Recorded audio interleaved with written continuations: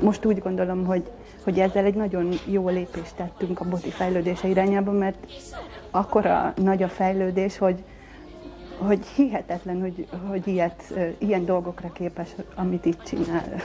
Egy rendszert szeretnénk mutatni a szülőknek, azért ismételjük mindig, mert a gyerekek is úgy fogják megtanulni, hogyha többször ismétlik a feladatokat, beáll a napirendjük, tudják, hogy mikor mi történik velük, és ez egy biztonságot ad nekik. 3 hét alatt eljutottunk odáig, hogy egyedül ül az asztalnál, amit 3 hete még én azt gondoltam, hogy nem tudja. Mondott szavakat. Az egyik konduktort nevén szólította, az állatoknak a hangját utánozza, és a Boti eddig nem beszélt semmit. És ez most a 3. héten kezdenek előjönni ezek a dolgok.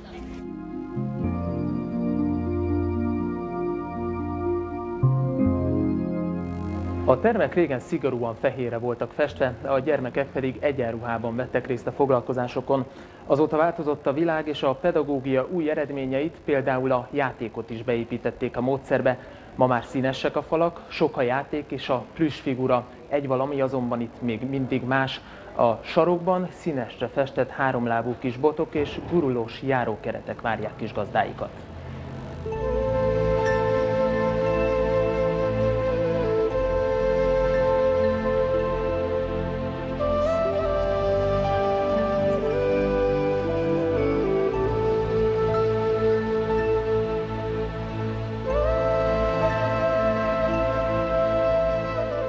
Ez egy állapot. Tehát a konduktív pedagógia az ott kezdődik, ahol az orvostudomány azt mondja, hogy ennyi. Hát biztosan sérült ez a terület.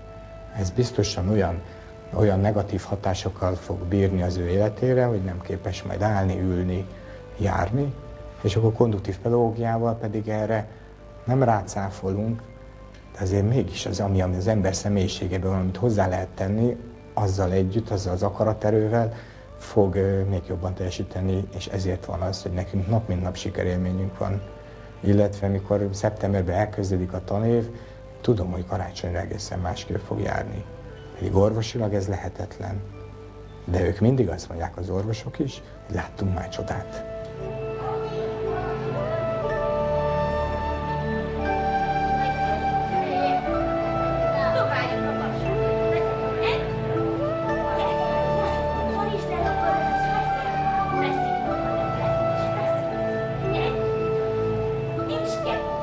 Az ő problémája az atetózis típusú diagnózis.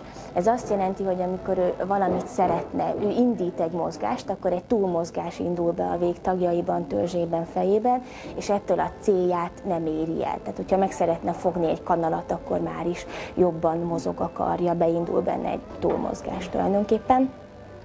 És mikor ide került, akkor 2-3 ágú bottal közlekedett, úgyhogy azért ott kellett mellette lenni, mert kicsit bizonytalan volt. És most ott tartunk, hogy folyamatosan beszél, kommunikál. Az elején ez még nem volt jellemző, és önállóan jár.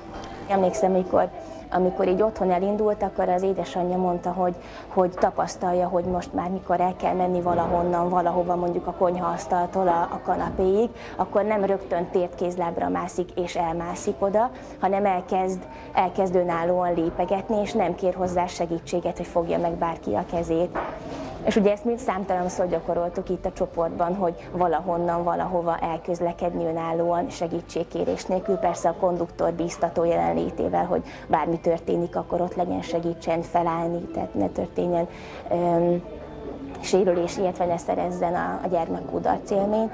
Számtalan játékos helyzetben nyuszi ugrás, nyuszi kergetés, tehát mindenféle ilyen motivációs eszközzel. És aztán ahogy az otthoni bátorság ugye elindult, amit innen vitt, elindult itt is, és egyre többször indult el egyik helyről a másikra önállóan.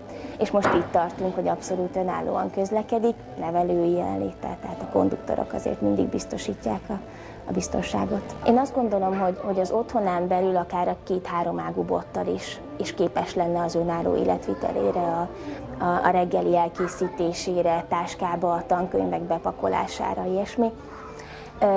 Tömegközlekedési eszközökön azt gondolom, hogy szüksége lesz a jövőben is segítségre.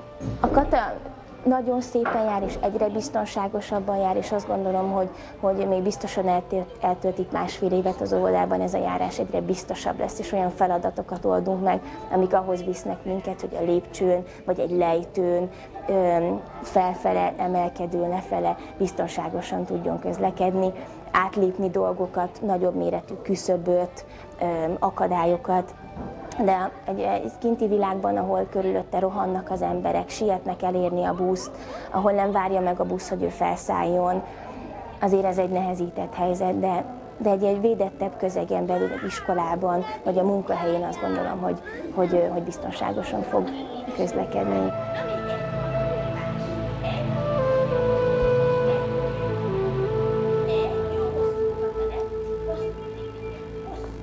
Pető András felismerte azt, amit csak a modern agyvizsgálógépek képesek megmutatni. Az első lépés a járáshoz az, hogy a páciens felismerje, igenis tudok járni. A módszert, a konduktív vagy rávezető pedagógiát azóta a világ számos országában ismerik.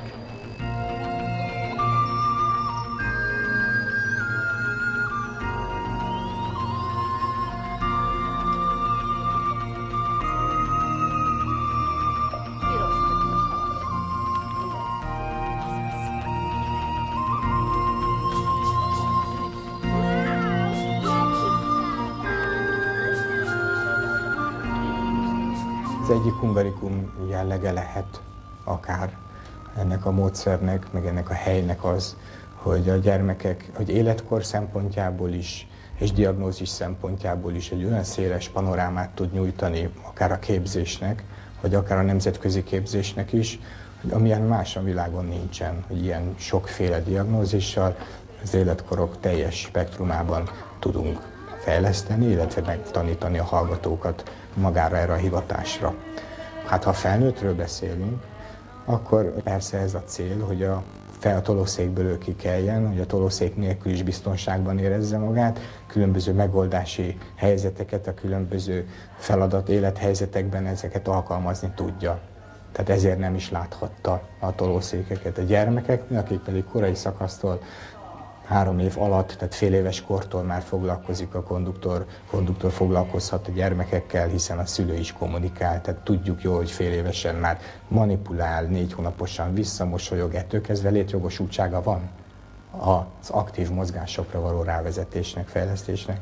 Aztán, ha az eset úgy kívánja, hogy még mindig óvodáskorban is, vagy esetleg még általános iskolás korban is szüksége van erre a szegregált fejlesztési lehetőségre, tehát a kinti társadalomba, egy kinti iskolába beillesztés az jelentős visszaesést mutatna az ő mozgásállapotában, abban az esetben még nem tudjuk integrálni, bár ez a cél, hogy minél hamarabb.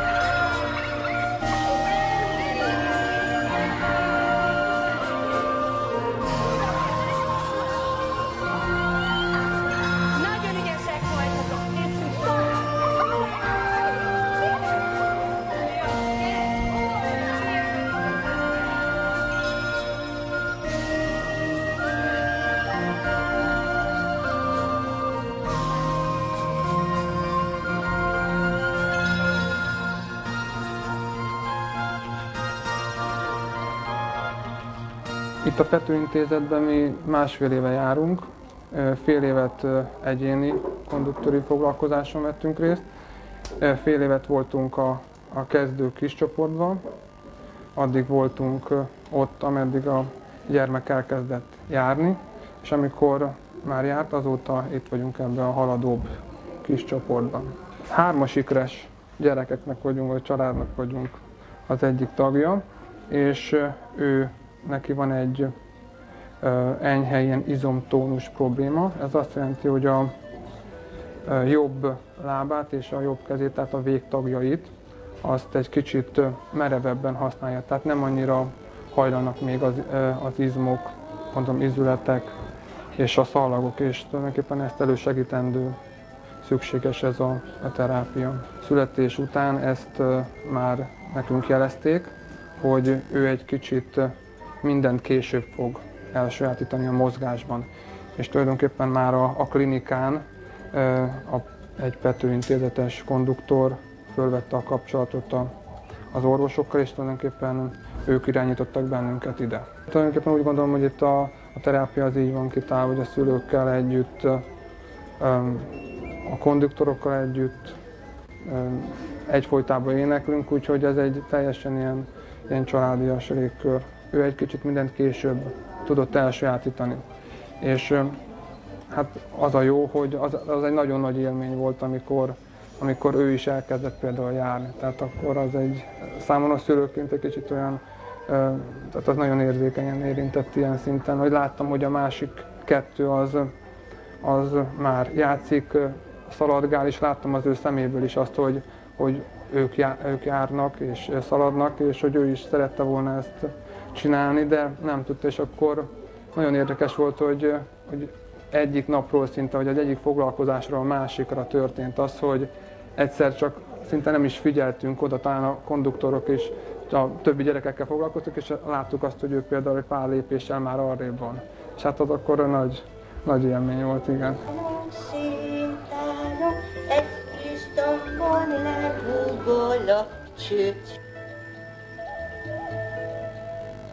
Köszönjük figyelmüket, elérhetőségeinket megtalálhatják a műsor végén, tartsanak velünk legközelebb is, viszontlátásra!